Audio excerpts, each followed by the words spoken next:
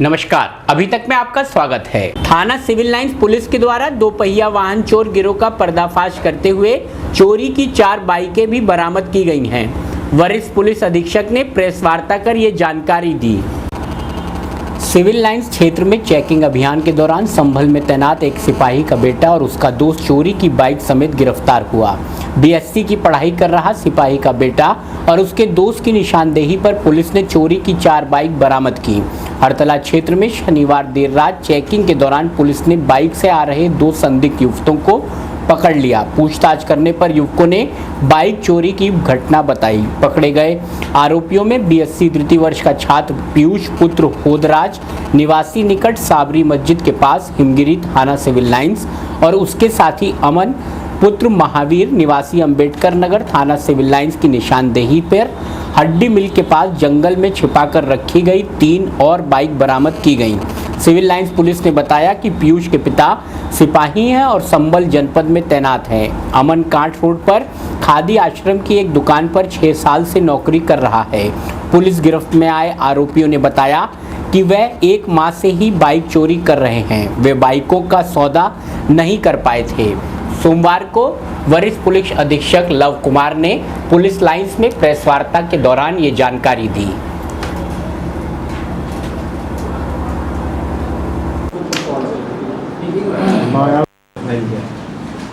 देखिए, काफ़ी समय से हम लोग इस काम में लगे हुए थे, क्योंकि वाहन चोरी की घटना इधर विगत कुछ दिनों में बढ़ गई थी।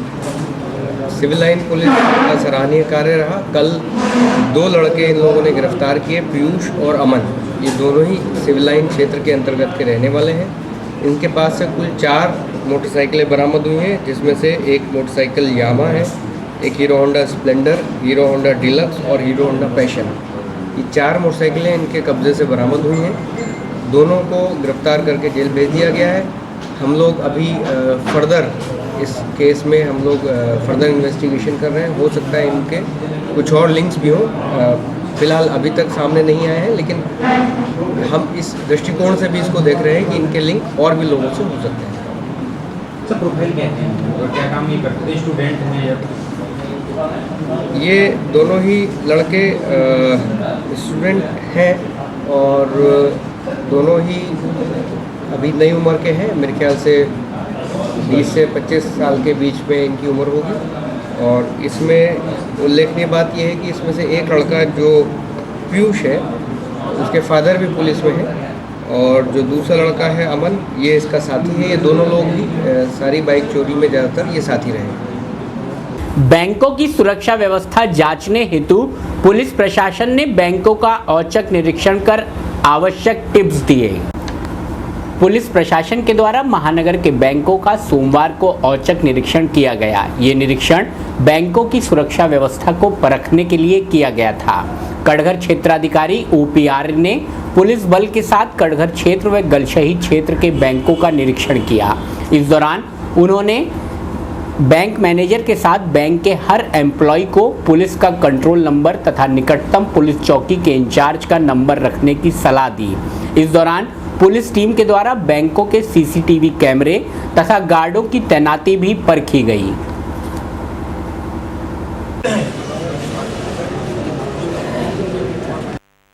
भारतीय स्टेट बैंक का क्यों निरीक्षण किया गया, क्या वजह रही? आज शहर के सभी बैंकों का चेकिंग है 10 बजे से 1 बजे तक। तो उसी परिप्रेक्ष्य में अपने क्षेत्र के सभी बैंकों को चेक कराया जा रहा है और गल सहित के सारे बैंकों को चेक कराया जा रहा है। इधर कटघर के सारे बैंकों को चेक कराया गया है और सरप्राइजिंग रूप से मैं भी जो इम्पोर्टेंट बैंक्स हैं उनको चेक कर रहा हूँ कि इसमें सिक्योरिटी सिस्टम प्रॉपर है कि नहीं है, इनके पास गार्ड्स की व्यवस्था है कि नहीं है, इनका CCTV ठीक चल रहा है कि नहीं चल रहा है, इनके जो भी एम्प्लॉयज़ हैं उनके पास हमारे जो हेल्पिंग नंबर्स हैं, जो पुलिस के नंबर्स हैं, कंट्रोल रूम का नंबर है, SHO का नंबर है, CO का नंबर है, वो है कि नहीं है इनके पास। तो किसी भी मैनेजर के अलावा किसी भी बैंक एम्प्लॉयज़ के पास ये है ही नहीं नंबर कि इमरजेंसी में किसी को कॉल कर सके। तो यही सारा अपडेट करने के लिए इनको ब्रीफ किया गया है, इनको सारा सिस्टम सिक्योरिटी सिस्टम के बारे में अपडेट। कोई और बैंक में भी कुछ और खामियाबी मिली है आपको? हाँ, मैंने प्रथमा बैंक में भी यही सिस्टम देखा है कि उनके भी एम्प्लॉयज़ को मतलब एक जो एक जनरल जानकारी होना चाहिए, एक कनेक्टिविटी का नंबर्स इनके पास होना चाहिए, है ही नहीं। लोकल चैनल के माध्यम से क्या अपील करना चाहेंगे महानगर पालिका? मीन्स बैंकों में कम से कम एक सिक्योरिटी से जागरूकता होना चाहिए, इनके एक CCTV प्रॉपर सिस्टम काम करना चाहिए, इनकी प्रॉपर गार्डनिंग की व्यवस्था होना चाहिए और सभी कर्मचारियों के पास हम लोगों के नंबर, जहाँ से इनको जल्दी से जल्दी एक मदद मिल जाए, किसी भी अर्जेंसी में, किसी इमरजेंसी में इनको जहाँ से मदद मिल जाए उनके नंबर जरूर दें। थाना कोतवाली क्षेत्र के मोहल्ला नई बस्ती में एक मकान स्वामी के द्वारा किराएदार को हटाने के लिए खुद के मकान का लिंटर ध्वस्त कर दिया गया। कोतवाली क्षेत्र के मोहल्ला नई बस्ती में परवीन करीब 40 साल से अपने परिवार के साथ रह रही है। मकान स्वामी अब्दुल मन्नान अब परवीन से घर खाली करने को कह रहा है, जिस पर दोनों ही पक्षों ने कोर्ट में मुकदमा दर्ज करा रखा है। परवीन का आरोप है कि मकान स्वामी के कब्जे में मकान के नीचे स्थित गोदाम है, जिसका लिंटर उसने स्वयं ही तोड़वा दिया। गौरतलब हो कि मार्च में भी परवीन के द्वारा कोतवाली में मकान स्वामी के विरुद्ध मुकदमा पंजीकृत करवाया गया था। लिंटर गिरने के कारण हालांकि कोई अनहोनी नहीं हुई, किंतु परवीन को अपनी जान माल का खतरा मकान स्वामी से बताया जा रहा है। पीड़िता ने थाना कोतवाली को भी घटना से अवगत करा दिया है।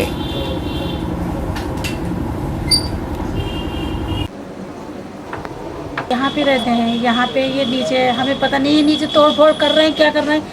आए ये नीचे से तोड़ फोड़ करे चले गए। आए तो एक बार पता चला हमें, मैं नीचे गई, सारी हम लोग गए, जाने के बाद हमने नीचे शुरू तो ये दरवाज़ा बंद करके हमें धक्का दे के भाग गए। कौन लोग? वो उसका लड़का और उसका एक किनका लड़का, क्या नाम? मन्नान का लड़का, मकान जिसका है मन्नान का लड़का। वो आप कितने साल से यहाँ पे किराए पे रह रही हैं? करीब मेरी शादी को 35 साल हो गए। उससे पहले मेरे सास ससुर यहाँ रहा करते थे। कोई ज्ञापन भी आपने पुलिस को दिया था? जी, इस साल की 25 तारीख को मार्च में हमने दिया था कि ये इनके खिलाफ कि ये तोड़ फोड़ कर रहे हैं। ये छज्जा गिरा है, कैसे गिरा? मतलब इन्होंने तोड़ फोड़ करी या ये क्या? रात को आए, हमें पता नहीं चला। रात में किसी टाइम हम लोग अंदर कमरे में सो रहे थे, पंखे चल रहे थे, उन्होंने आरी से काटा इसको, गिराया। पहले थोड़ा सा तो पहले गिराया था, जो थोड़ा बहुत रह गया वो रात में वो आए, उन्होंने गिराया। और गिराने के बाद उस सुबह को हम नहा के, हमारी बच्ची थी वो नहा के निकली बस यहाँ से, यहाँ बाथरूम था, बाथरूम से बस वो नहा के बच्ची निकली। नहाने के बाद अंदर गई है तो एकदम ऐसा हुआ जैसे धम धम धम करके नीचे गिर गया। कटघर के वार्ड 40 और 18 के मध्य पड़ने वाली एक साफ सुथरी बिना गड्ढों वाली सड़क को रात बीच में ही तोड़ दिया गया। कटघर के वार्ड 40 और वार्ड 18 के बीच में पड़ने वाली एक अच्छी सड़क को रातों रात तोड़ दिया गया। बताया जाता है कि क्षेत्रवासी इस सड़क को लेकर काफ़ी खुश थे, लेकिन अचानक रात को 11:30 बजे इस सड़क को तोड़ने के बाद उनमें गहरा रोष व्याप्त है। उनका कहना है कि इस सड़क को तोड़ने के बाद दोबारा से नगर निगम के लोगों द्वारा इसे बनवाने के नाम पर मोटी रकम ऐंठने की तैयारी की जा रही है। शायद इसी लिए रातों रात इस सड़क को ध्वस्त कर दिया गया।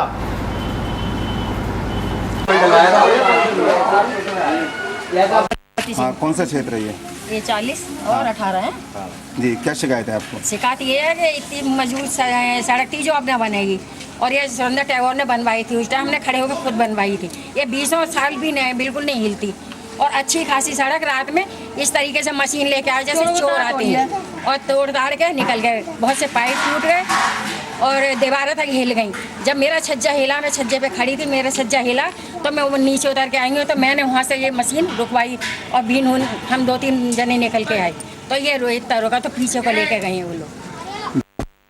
हाँ, कौन सी जगह है ये कटघर बीच होली का मैदान। हाँ, क्या शिकायत है? ये शिकायत ये है कि यहाँ पर जो है ये सड़क के नाम है, जब ये सुरेंद्र सिंह टैगोर थे तो उनसे जो है हम लोगों ने बहुत मजबूती की सड़क बनवाई गई थी, और इस सड़क में ना तो कहीं गड्ढा था ना कुछ। सबसे ज़्यादा जितनी पूरा कटघर के एरिया आएगा सबसे ज़्यादा मजबूत सड़क थी ये रात को 11:15 बजे के नाम है नगर निगम के जो है ये अधिकारी आए और इन्होंने आकर पूरी सड़क के नाम में तोड़वानी शुरू कर दी होगी। इसको आप देख सकते हैं कि ये सड़क के पटले जो पड़े हुए हैं ये कितने मजबूत है और कितना के नाम है इसमें बजर फुट और सीमेंट के नाम में लगवा है। इसको केवल ठेकेदारों की अपनी मनमर्जी और ठेकादारी करने की वजह से सारी सड़क के नाम में तोड़ी गई है। जो सड़क जो है आज के बाद कभी ज़िंदगी में इस तरह की सड़क बन भी नहीं सकती है। अब ये टाइल्स लगाने जा रहे हैं। टाइल्स का आपको पता है कि टाइल्स जो है ये किस तरह से के नाम है सड़कों पे हो रही है कि सब ऊंची नीची उबड़ खाबड़ के नाम है जो है। इससे के नाम है 3 ये हमारे पाइप भी टूट गए, पानी की जंगी।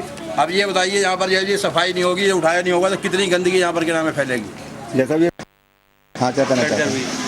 मेरा ये कहना है कि सड़क तो जैसे जैसे आप बनाई देंगे, टाइलें डालें या उसे फिर 6 महीने बाद फिर डाल लेंगे, लेकिन जो घरों के आगे के हमारे ये पाइपलाइन और जो हमारे पटले वो सीमेंट के टूट गए हैं, क्या उनका भी आपने ठेका दिया हुआ है? वो कैसे सही होंगे? वो क्या हमें अपने निजी पैसों से सही कराने पड़ेंगे? सड़क तो डाल के आप अपने पैसे लेके अधिकारी खुद बैठ जाएगा और ठेकेदार अपने पैसे ले लेगा, लेकिन ये सड़क के आगे जो मेरे ये पेडेस्टर टूट गए हैं जिनसे मेरी गाड़ी अंदर जाती थी, ये कैसे जाएंगी? इनको प्रभात का भी आ गया। तो वहीं जब मीडिया कर्मियों द्वारा क्षेत्रीय पार्षद से बात की गई तब उन्होंने अपनी बात कुछ इस प्रकार से रखी। वैसे जैसे 42 में और 18 की एक सड़क तोड़ी गई है अभी छत्ते के पास, तो इसमें आपका क्या कहना है? ये सड़क 42 मेरे द्वारा इसका कोई प्रस्ताव नहीं दिया गया था। इस सड़क को पड़ोसी वार्ड के पार्षद ने इसका प्रस्ताव दिया होगा, निगम ने वर्क ऑर्डर किए हैं, निगम ने तो उसके जो ठेकेदार संबंधित ठेकेदार है वो जब एक टेंडर कोई पास होता है तो उसे निगम बनवाता है, उसने जो है बनाई होगी।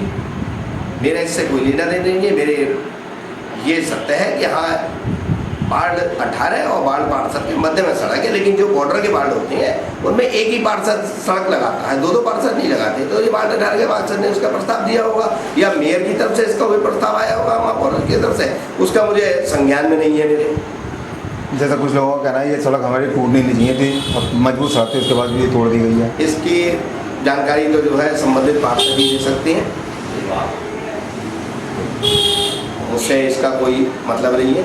मैंने अपनी अवस्थापना निधि जो पार्षद की होती है उससे जो मैंने प्रस्ताव दिया था, मैंने हजीरे वाली मस्जिद से पाछा के मकान तक का प्रस्ताव दिया था, जो वास्तव में बहुत जर्जर है। मस्जिद के आगे गड्ढे हुए हैं और नाली बिल्कुल उसकी बह हुई है।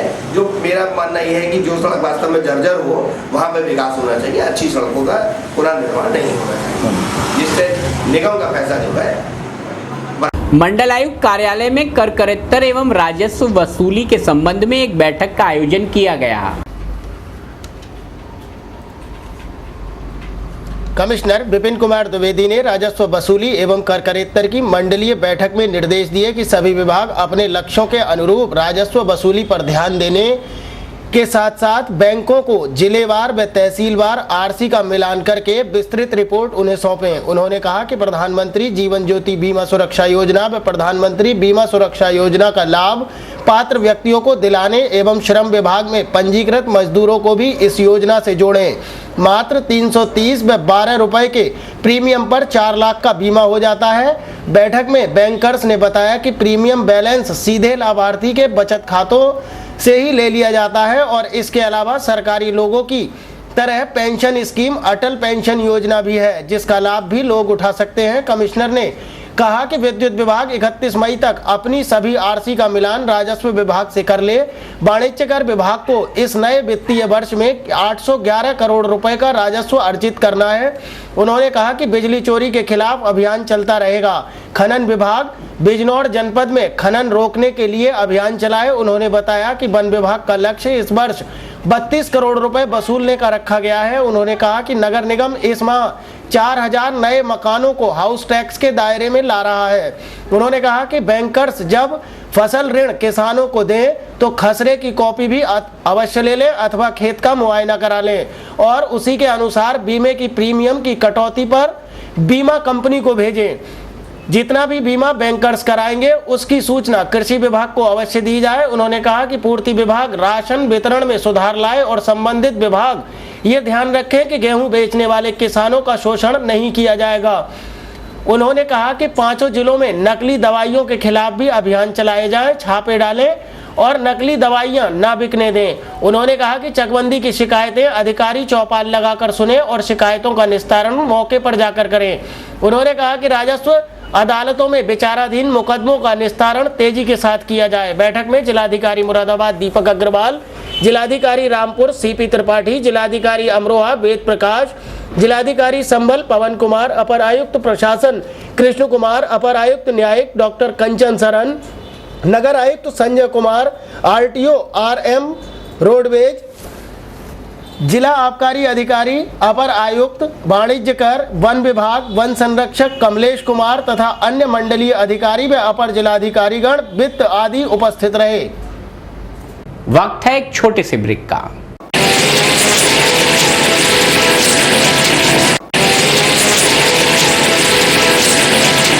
पीली कोठी स्थित रानी प्रीतम कुंवर स्कूल में मदर्स डे के अवसर पर विभिन्न कार्यक्रमों का आयोजन किया गया। रानी प्रीतम कुंवर स्कूल में मदर्स डे का आयोजन बड़े ही धूमधाम के साथ किया गया। सभी माताओं से बच्चों को संस्कारवान बनाने की अपेक्षा की गई। नन्हे बच्चों ने अपनी मां को समर्पित करते हुए आकर्षक नृत्य प्रस्तुत किए। कार्यक्रम में मम्मियों के लिए एक से बढ़कर एक सरप्राइज खेलों का आयोजन किया गया। मम्मियों ने भी इन प्रतियोगिताओं में बढ़ चढ़कर हिस्सा लिया। विजेता बनी मम्मियों को उपहार दिए गए। स्कूल की प्रधानाचार्य श्रीमती भावना दयाल ने बच्चों के जीवन में मां के महत्व को बताते हुए सभी मम्मियों से मदर्स डे की बधाई दी। रजनी, मीनाक्षी, माहिरा, आकांक्षा, इंदु एवं दीपा खन्ना ने मिलकर कार्यक्रम का संचालन किया।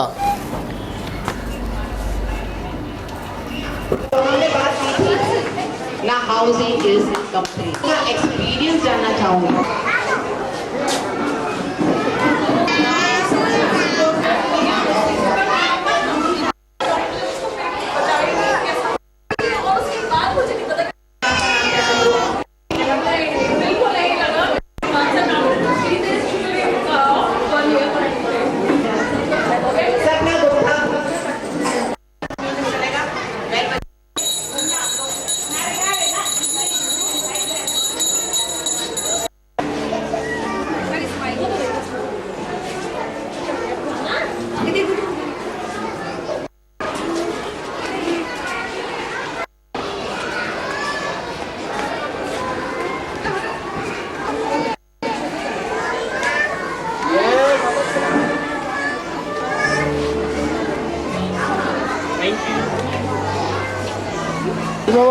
आज क्या कार्यक्रम हुआ?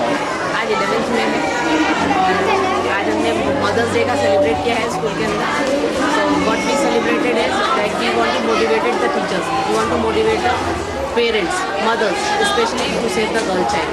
Actually, the girl child generally people doesn't want to have. So that's why what we wanted is that they should save the girl child because today's girl is the mother, tomorrow's mother.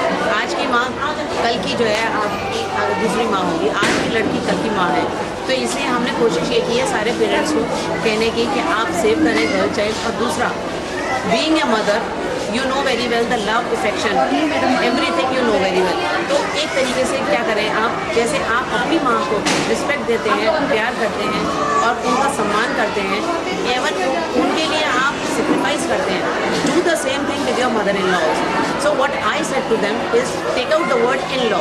यदि हम सास शब्द हटा दें उसमें से और उसके में सिर्फ माँ रहने दें, तो देखिए आपका जीवन क्या, आपकी पूरी लाइफ ही चली जाएगी। और ये सच है। आई एम श्योर कि मैंने जो अपनी तरफ से मैंने अपने पेरेंट्स को कहा है, जो मदर्स को कहा है, तो मैंने यही कहा है कि आप अगर अपनी मदर इन लॉ को भी अपना माँ का दर्जा दें तो शायद उनका जीवन बदल जाए। और यही संस्कृति, यही संस्कार आप अपने बच्चे को दे पाएंगी। अगर आप कोई गिफ्ट देना चाहती हैं अपने बच्चे को या उन्हें ये प्रूव करना चाहते हैं that you are the best in the world, तो आप उनको यही प्रूव करके दिखाएं कि तुम्हारी दादी भी मेरी माँ है, मैंने उसे हमेशा माँ ही समझा है। वही बच्चा आपके साथ भी कल को आपके लिए करेगा। तो this is what we did it and we organized so many games to them and I asked the questions, their experiences and what they can do for the child, that you should show love and affection to your child. उन्हें कभी डांट के या मार के बताने की कोशिश ना करें। जितना प्यार से वो उनको समझा सकते हैं, जितना प्यार से उनको हैंडल कर सकते हैं, शायद वो मार से या डांट से नहीं हो सकते। तो इसलिए मैंने ये कोशिश की है सबको यही करने के लिए कि भगवान ने आपको एक बहुत बड़ा गिफ्ट दिया है, एक मदर बनने का, माँ बनने का जो वरदान आपको मिला है, तो उसका सही में यूटिलाइज़ करें।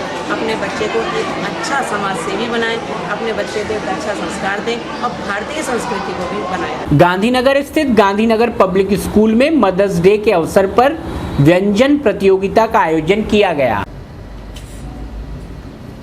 गांधीनगर स्थित गांधीनगर पब्लिक स्कूल में मदर्स डे के अवसर पर व्यंजन प्रतियोगिता का आयोजन किया गया, जिसमें छात्र छात्राओं की मम्मियों ने विभिन्न प्रकार के व्यंजन बनाए।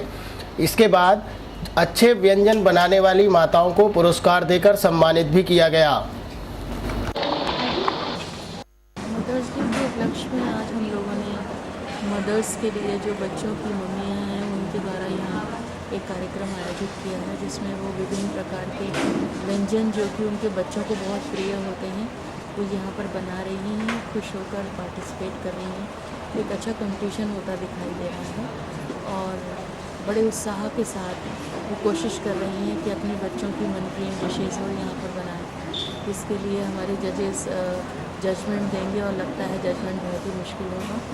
और उसके साथ ही यहाँ पर थैंक यू कार्ड्स जो कि बच्चों के बीच में कंपटीशन हुआ है उसे भी हम डिस्प्ले कर रहे हैं, जिसमें उन्होंने अपनी माताओं को विभिन्न रूपों में विभिन्न भावनाओं के साथ थैंक यू कार्ड्स के थ्रू दिखाया है। और ये एक बहुत ही अच्छी प्रतियोगिता है जिसमें बुजुर्ग सिसकते हुए अपने जीवन की सांसें पूरी करते हैं।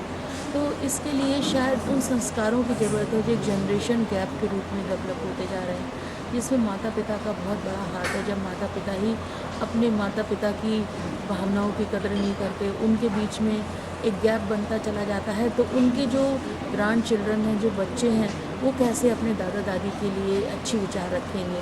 तो मेरा सभी से अनुरोध है कि अपने माता पिता को उचित संस्कार, उचित सम्मान और उनकी भावनाओं की कदर करें, जिससे आपके बच्चों में भी विचार आएँ और एक समय आने पर वो आपको भी सम्मान देंगे। नहीं तो जैसा आप अपने माता पिता के साथ व्यवहार करते हैं और वो ग्रैंड चिल्ड्रन वो नहीं उनकी कदर करते, वही एक समय ऐसा आपके साथ भी आएगा। इसलिए अगर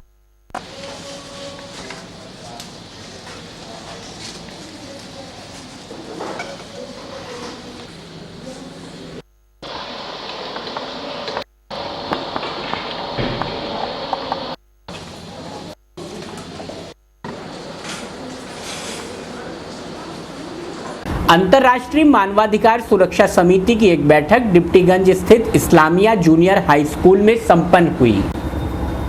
सोमवार को अंतर्राष्ट्रीय मानवाधिकार सुरक्षा समिति की जिले की नई कमेटी का गठन के संबंध में press conference Islamia junior high school Deputyganj road झब्बू के नाले के पास की गई, जिसकी अध्यक्षता सरदार गुरविंदर सिंह व मुख्य अतिथि डॉक्टर तारिक व अतिथि एस खान रहे तथा कार्यक्रम का संचालन आमिर रशीद एडवोकेट ने आवाम को संबोधित करते हुए कहा कि हम समाज के उपेक्षित लोगों की मदद करते हैं और उनके अधिकारों के प्रति जागरूकता पैदा करते हैं तथा स्वास्थ्य, शिक्षा, भ्रष्टाचार आदि जन समस्याओं को हल करने से मानव को भरपूर मदद करते हैं। और उन्होंने जनता को विश्वास दिलाते हुए कहा कि अगर आपको कोई मानसिक या शारीरिक रूप से प्रताड़ित कर रहा है तो हमें बताएं, हम आपकी हर तरह से मदद के लिए तैयार हैं। कमेटी में नीरज बाबू एडवोकेट, काजी मुसर्रत हुसैन एडवोकेट, अब्दुल जब्बार खां, इफ्तिकार खां, राजेंद्र जौहरी, मोहम्मद वसीम खां, असद मियां, अरकान अली, मोहम्मद नाजिम, रुखसार शमसी, मोहम्मद कासिम खां, मंजूर अली खां, अमीरुल रहमान, सलमान वारसी, मोहम्मद अली वारसी आदि लोग उपस्थित रहे। संगठन की बैठक हुई और क्या बैठक में तय किया गया? हमारी मानव अंतर्राष्ट्रीय अधिकार समिति की बैठक हुई और हमारे बैठक में नियम गठन का जुड़ा हुआ है।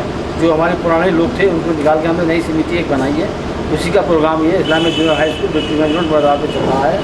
हम अपनी समिति से बहुत यही गुजारिश करेंगे कि बहुत से बहुत लोग हमसे मिलकर आए और हम गरीबों की सहायता करते हैं। हमारी समिति बेसहारों को, बुजुर्गों को, ऐसे लोगों की सहायता करती है जो नहीं जानते मानव अधिकार क्या है। हम मानव अधिकार उनको सिखाते हैं, उनसे कहते हैं कि आपको कोई परेशानी हो, कोई परेशान कर रहा हो, परेशान कैसा हो वो जायज़ हो, वाकई में अगर कोई मनुष्य इंसान को परेशान कर रहा है हम उसकी सहायता करते हैं। ये पूरी हमारी कमेटी है, हर दिन हर टाइम ये 24 घंटे कार्य करती है, गरीब लोगों की सेवा में लगी रहती है। उसी के उपलक्ष्य में आज हमने ये मानव अधिकार समिति मीटिंग रखी है और ये बताना चाहते हैं गरीब लोगों के वो हमसे मिलें, वो भी परेशानी हो वो हमें बताए, हम परेशानी उनकी सॉल्व करेंगे। नई कमेटी में युवाओं को कितना स्थान दिया गया है? हम युवा कमेटी में कोई आधे % युवाओं को हमने स्थान दिया है और आने वाले समय में और युवाओं को स्थान देंगे। और हम उनसे युवाओं से ये गुजारिश करेंगे हमारे साथ जुड़े, कदम से कदम मिलाकर चलें कि हमारी संस्था। कचहरी में आंगनबाड़ी कार्यकर्त्री एवं सहायिका वेलफेयर एसोसिएशन सोसाइटी द्वारा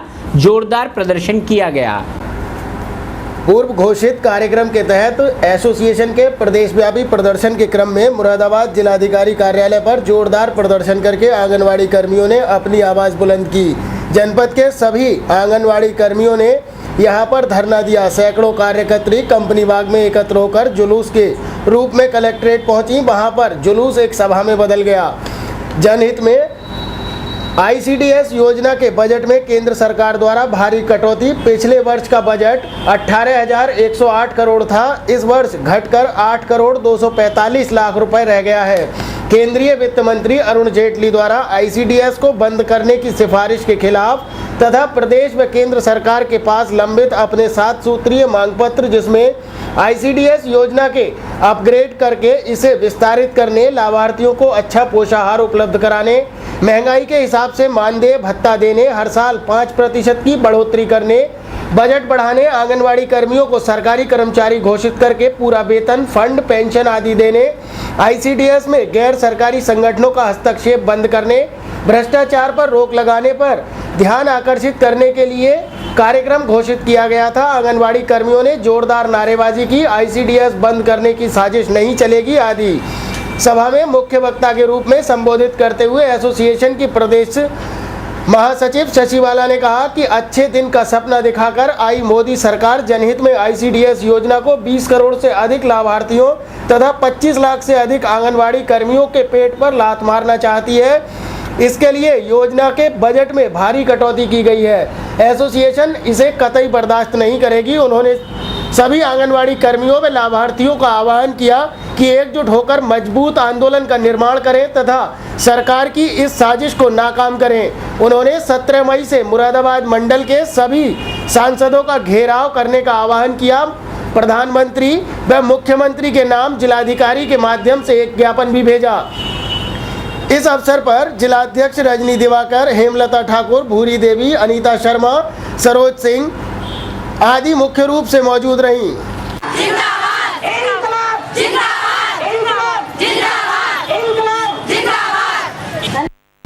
मेरा नाम शशि बाला। किन मांगों पर आपने प्रदर्शन किया है? आज हमारी जो मुख्य मांग तो यही थी कि जो 23 मार्च को अरुण जेटली वित्त मंत्री का बयान छपा है अखबार में कि इस योजना को समाप्त करने का प्रस्ताव रखा है प्रधानमंत्री से उन्होंने, उसी के विरोध में हमारा ये पूरे प्रदेश में आज ये प्रदेशव्यापी कार्यक्रम है 11 मई का।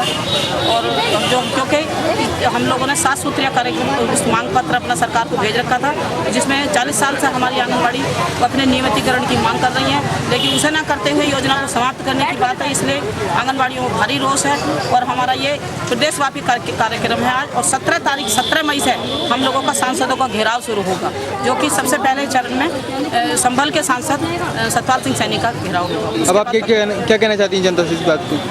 ये कहना चाहते हैं तो बयान अपना वापस ले वित्त मंत्री। ग्राम डिलरा रायपुर में सोमवार को DPRO के द्वारा परिवार रजिस्टर ऑनलाइन करने की प्रक्रिया का शुभारंभ किया गया। मुरादाबाद जिले का ये पहला ग्राम बना जहां ये प्रक्रिया सबसे पहले शुरू हुई है। ग्राम डिलरा रायपुर के खाते में एक और उपलब्धि जुड़ गई है। युवा ग्राम प्रधान की कार्यकुशलता के चलते उनका ग्राम दिन दुगनी रात चौगनी तरक्की कर रहा है। सोमवार को डिलरा रायपुर मुरादाबाद जनपद का पहला ऐसा ग्राम बन गया जहां के ग्रामवासियों के परिवार रजिस्टर आज से ऑनलाइन हो गए। अब से ग्रामवासियों को सेक्रेटरी के चक्कर काटने नहीं पड़ेंगे, क्योंकि अब घर बैठे ही ग्रामवासियों के डॉक्यूमेंट्स सत्यापित हो जाया करेंगे। जन्म मृत्यु का भी डाटा ऑनलाइन उपलब्ध रहेगा। साथ ही लोकवाणी में पेंडेंसी भी अब नहीं रहेगी। उद्घाटन जिला पंचायत राज अधिकारी महेंद्र सिंह के द्वारा किया गया। इस अवसर पर ग्राम प्रधान अजयवीर सिंह यादव, लेखपाल करुणापति सक्सेना, सचिव पंचायत राज सुशील यादव, ग्राम विकास अधिकारी अभिरूप टंडन उपस्थित रहे।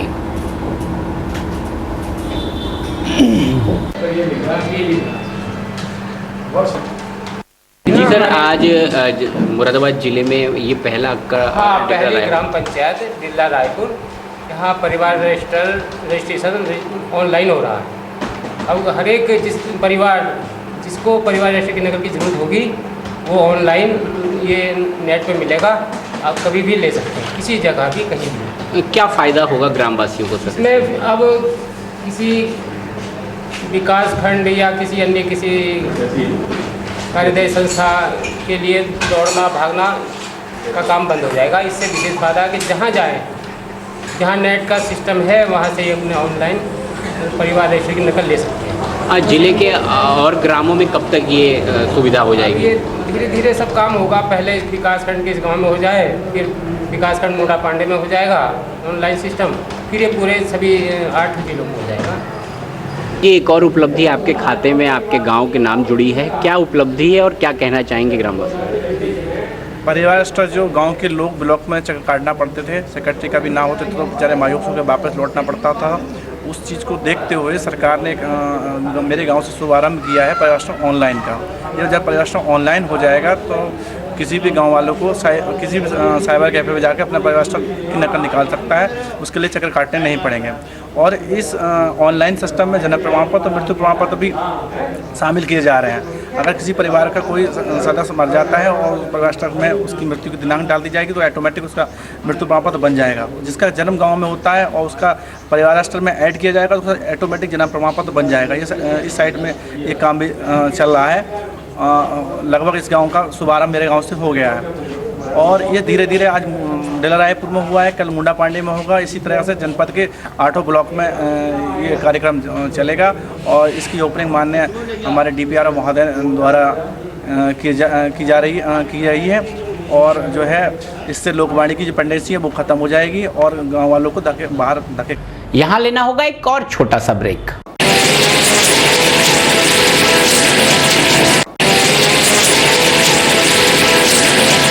स्वतंत्रता संग्राम सेनानी भवन में WWF की एक बैठक का आयोजन किया गया।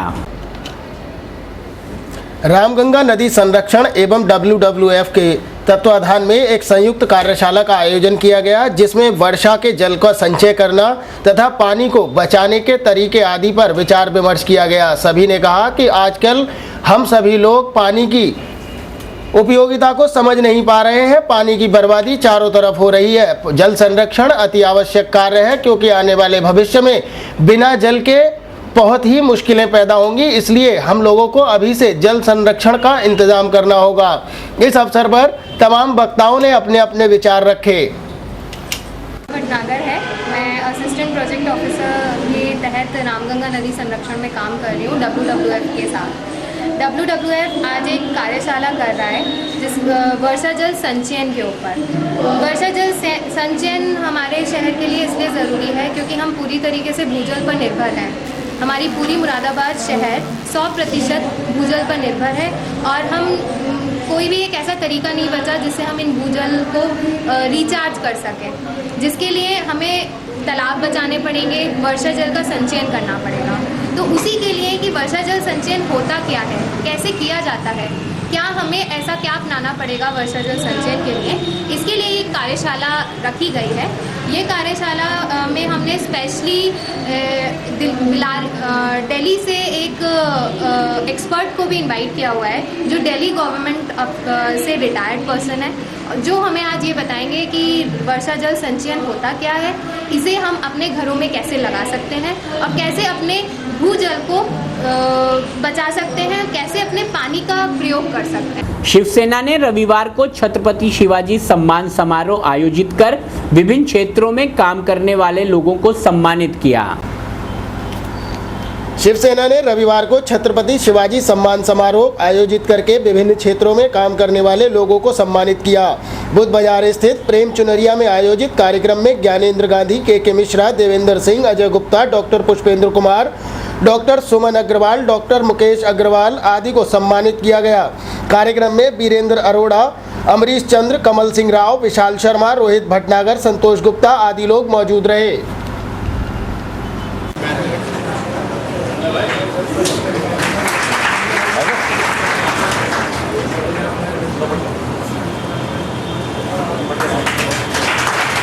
अरोड़ा जी योद्धा, वो कहते कि आप देखो भैया हम काम करता हूँ पूरी शिवसेना के लिए, मैं बहुत आभारी हूँ और मैं तो ये चाहता हूँ अपने हिंदुओं के लिए कि आपस में कभी भी कोई मतभेद नहीं।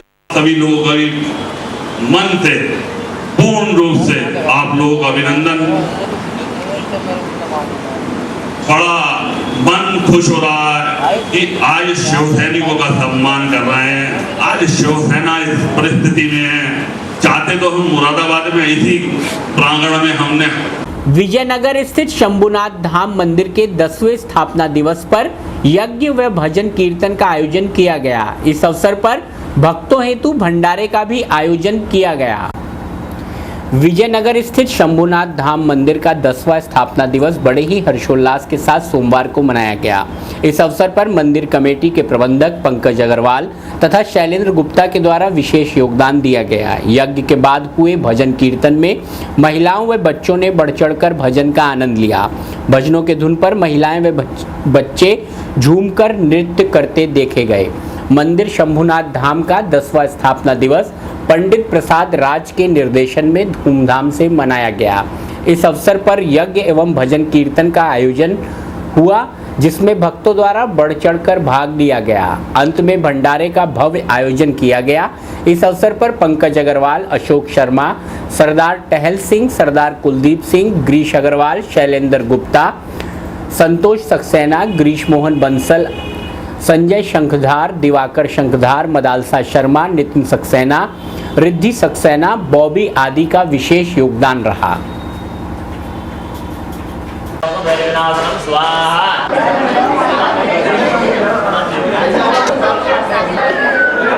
पंडित जी, कौन से मंदिर का स्थापना दिवस था और क्या आयोजन किया गया? ये श्री शंभुधाम मंदिर विजयनगर और वार्षिक उत्सव के उपलक्ष्य में आज हवन कराया गया है। साथ ही भंडारे का प्रोग्राम हुआ है। 2005 में स्थापना हुई थी, उसी के पर्व पर हर साल हम लोग 11 मई को भंडारे का आयोजन करते हैं और हवन भी होता है सबके सहयोग से। स्थापना दिवस पर और भी क्या किया गया?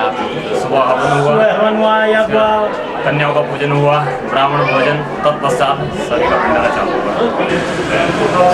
84 घंटा चौराहे शिव मंदिर पर भगवान पशुपतिनाथ महिला संघ कीर्तन समिति द्वारा एक विशाल भंडारे का आयोजन हुआ।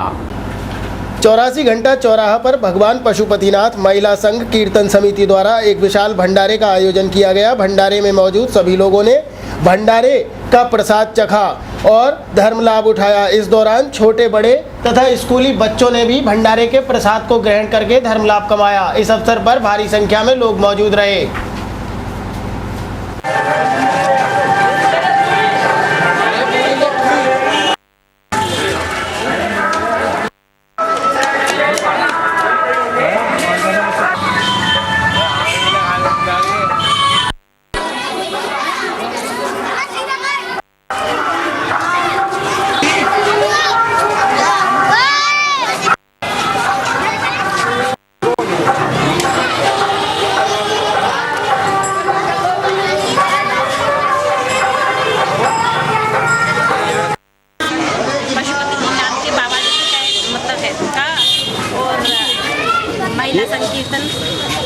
ये किस उपलक्ष्य में किया गया भंडारा?